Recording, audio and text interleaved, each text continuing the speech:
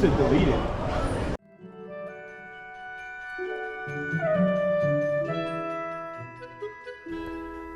If you like what you see, why don't you think about subscribing? And make sure to check out my channel for videos just like this.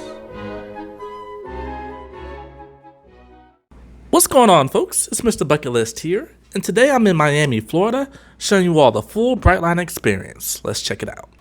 So just give you all a quick breakdown of the video. So this will be almost a tour, a review, and also tips and tricks as well. So as usual, there will be timestamps for each and every section. So between me and the actual terminal itself, I went to two, by the way, one in Miami and then also one in West Palm Beach. Then also the VIP/premium areas. So if you got by the upgraded ticket, you have like access to like a full buffet and unlimited alcohol, things like that as well. So I'm going to show that entire section inside the Miami terminal and also show a little bit of that on the train ride as well.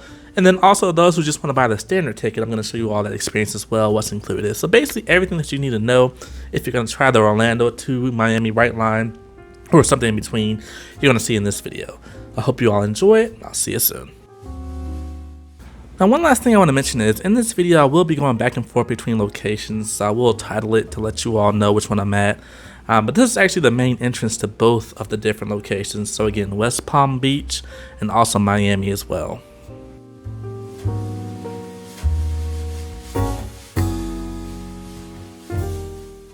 Now, as you all can see, like almost any standard train station, it does have the departure times and things like that. But of course, since it's Brightline, everything's modern, everything's new.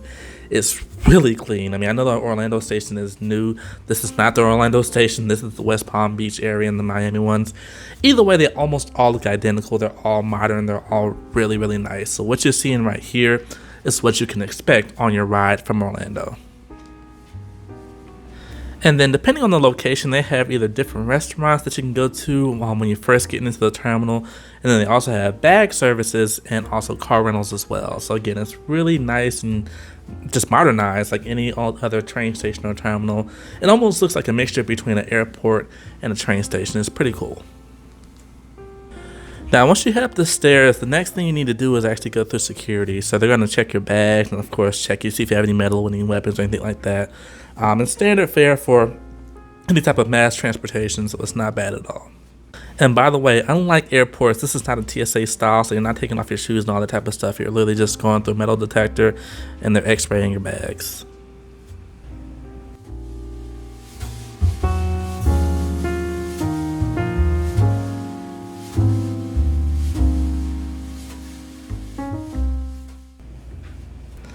Now, this is where the fare actually determines where you're going to sit. So if you just have a standard fare, I think it's called a smart fare if I'm not mistaken, pretty much you're just going to have a little waiting area. They're going to have maybe a bar to the side so you can get some drinks from the bar if you want. You need to pay for those, of course, or you can just sit down and look out the windows. But if you actually have the premium package, like we end up getting on our way back, it's pretty cool because you have your own set of lounges. You have to scan your ticket again to get back there to the premium lounge. But once you get back there, you'll see why it's considered premium. It's really nice. Let's go ahead and check out the standard lounge first, and then we'll go ahead and do the premium lounge.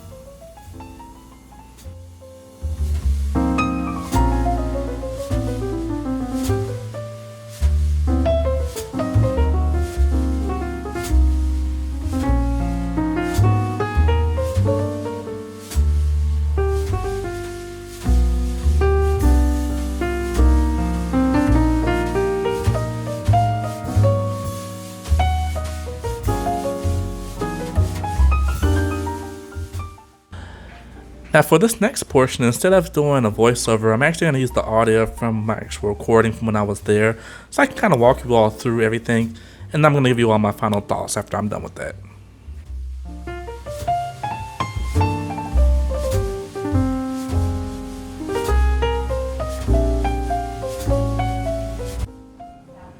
Alright y'all, so this is the lounge, the premium lounge.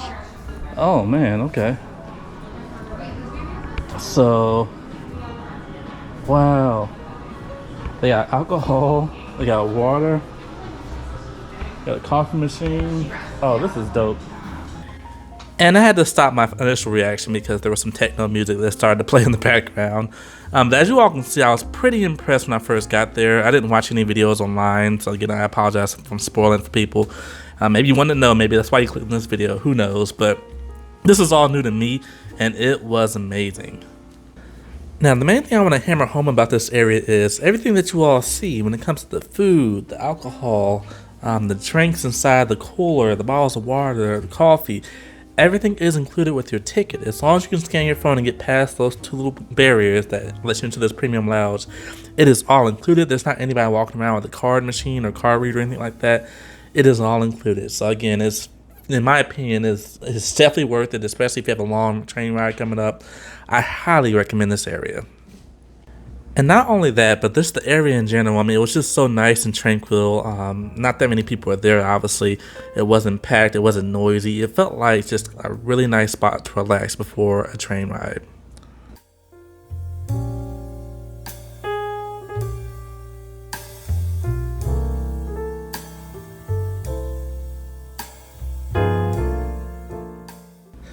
Now, while I'm walking around this area, the next thing I want to kind of talk about is the actual price. And so, of course, each fare is going to be different. I got the smart fare, so the basic fare, and also the premium fare as well. The smart fare or basic fare from West Palm Beach to Miami was about $27, which included parking in the garage.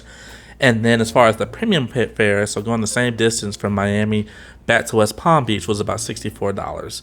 And so again, that's it's going to be different for each person, just depending on where you're going, what time it is, things like that. Of course, Orlando is a little bit more of a lengthy drive, lengthy train ride. So if you do it from Orlando to Miami, I can almost guarantee it's going to be a lot more than that. You all can probably check and see the prices. But either way, this is just kind of get you to see what is included with your fare. You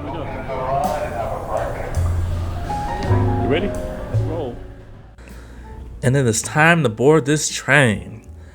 Now again, I had both the premium and the standard tickets. So the difference when it comes to boarding the train is if you have the premium pass, you do get to actually board about an additional 5 to 10 minutes earlier than everybody else. So priority boarding. It's not that big of a difference, even when you're doing the standard boarding. It's not that hard on the train. It's not a big rush or anything like that. And of course, your seats are reserved. So either way, it's pretty. It's something that's not a big deal, but if you're into that type of stuff, there you go. Now, one thing I do want to note is if you do have the premium pass, your car is probably going to be at the front of the track. So just keep walking forward until where you see it says premium cabin on the side of the actual train itself. Then you'll know you're in the right area. So just kind of look for the word either smart or premium, and that kind of shows you which cabin or which train car you should be in. Alright, so first let's start again with the standard seating. Again, this is not an airplane, so the seats aren't cramped. They're very comfortable and everything does look, again, sleek, modern, and new. There is not a huge difference in the standard and the premium seating. So again, it's more about the benefits that comes with it. The only thing that we couldn't notice was there is a little bit more leg room with the premium. And then there's a couple more outlets as well with the charging. But either way, I'm going to have Mike kind of give you all a walkthrough as far as the ports and stuff in the standard and the premium as well, so you all can see the difference. Again, it's more about the benefits, not the seating arrangements in general. You're good. You're good to go. And there's a button on that seat that Oh, you can move around too. Okay. That's what's up. And it's you can charge it. charges. Yep. With scheduled stops in Boca Raton, Fort Lauderdale, and Aventura. Please. Alright, what's going on, folks? So right here is the menu that we have. So this is offered in both economy or coach and also premium. I think in premium it may be included. Here you just have to pay for it. And this is all the different options as well.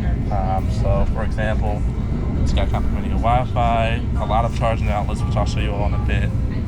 A lot of storage. It's pretty nice. And so, as you all can see, you have this nice little table. I don't have my laptop with me, but you can fit a laptop, or it can fit a cup of coffee like I showed. Down here as well is charging ports. So as you can see, you got 2 different USBs and then 2 outlets. But then if you back up over here, it's the same thing. So 2 different USBs. Here we go, 2 different USBs and 2 different outlets. So I mean, it's pretty loaded. Like Mike was just saying, so for our ride and coach, it's $27 a person.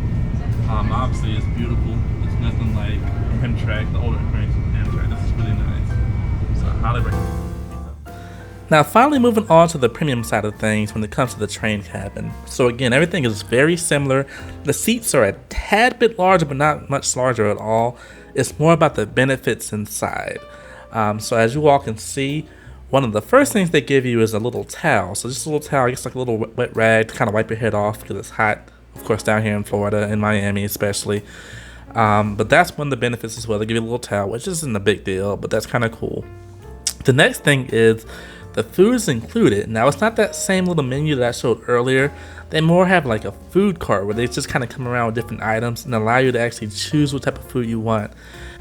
Now as far as the food they have, it is similar to airplane pandemic food. So basically when they stopped making hot meals because they were cheapskating out of everything and just giving you like packaged box stuff, that's the type of stuff they have on here. But again, we're paying $67 a ticket versus a couple hundred or a couple thousand per ticket. So it's acceptable, but just kind of have your expectations in check. It's going to be things like little crackers and fruit and apples and things like that. But the cool thing is it also does include a drink cart as well. And so as far as the drinks, you can get sodas, you can get juice, you can get alcohol. They will load you up. Mike got a little tipsy over there and then you end up falling asleep. But again, it's really nice for what you're paying for. Again, $67 for what you're getting with this, I think is very worth it. But like better. Right. Let's just Look at that. better all together. Yeah. No smorgasbord. Thank you. You're very welcome.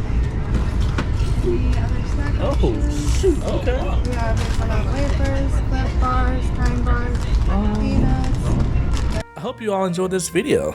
For those who are looking for some information about the Orlando Brightline, as of the recording of this video, it was not ready yet. But with that said, the experience should be identical, being that it's going to the same locations, using the same trains. The only difference is a different location as far as the station, Orlando. Other than that, if you're curious about more train videos, I did take an Amtrak train from Florida to North Carolina where I had my own private room and it was a really good time. So I gave you all a full tour and also a documentary as well. Make sure to check out that video. If not, I'll see you soon. Peace out. Thanks for watching the video. If you like what you saw, please check out my channel for more videos just like this. Make sure to hit that subscribe button. Until then, I'll see you next time.